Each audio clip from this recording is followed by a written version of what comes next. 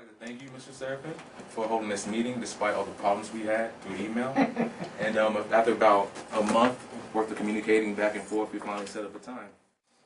While also balancing the load of trying to achieve a degree in electrical engineering, I've invented a system that can protect America's electrical power grid and even the entire world's power grid if we have communication assurances. Now we're going to the second part. I simply covered the delivery methods. Now I'm moving on to the effective power. And after that, we'll cover the effects of that. So the first one, damage to electronics starting as low as 3 kilovolts. Any nuclear bomb we have right now can produce that small amount of voltage. Induced current reaches 3,000 amps. That's the current of 15 homes, used by 15 homes on one CPU. So now moving on to the fifth part. These are simply defense methods that we currently have to defend against a nuclear bomb. But if you think about it, most of these methods can only be used in line of sight. And if you're in line of sight, you can easily take out the nation due to how Compton scattering works, or simply a flow of electrons. At least 55 million affected within the first 4 hours, and that is including backups. The 2003 blackout that I believe affected almost the whole East Coast took out nearly 55 million people's power within the first 4 hours, and that was with backups. So if we have no backups, then it'll be much greater than that. 9, grounding will not provide adequate protection. The geomagnetic currents induced in the Earth itself, also known as our grounding, will take in that current that's induced in the ground through the E3 phase of the pulse. 10, we theoretically would not recover due to the cost of overload damages, going beyond our national GDP level, and no one will want to help because we have no funds to pay them with. I titled the high-level EMP and solar flare attenuation system.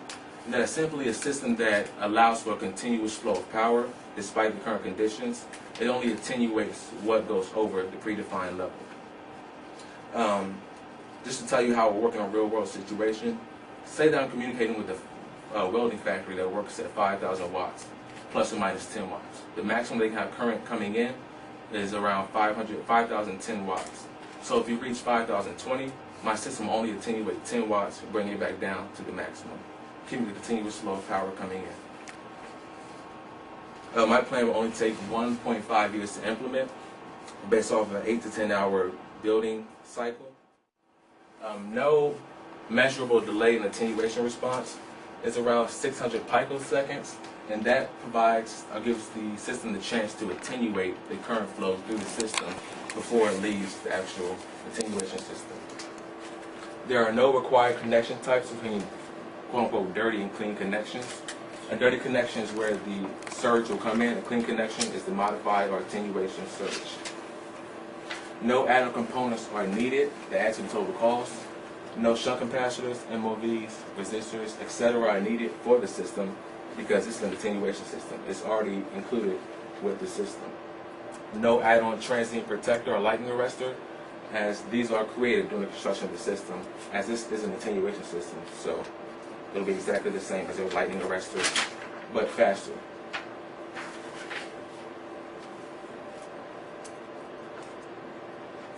Currently, it's a breakthrough in circuit breaker technology.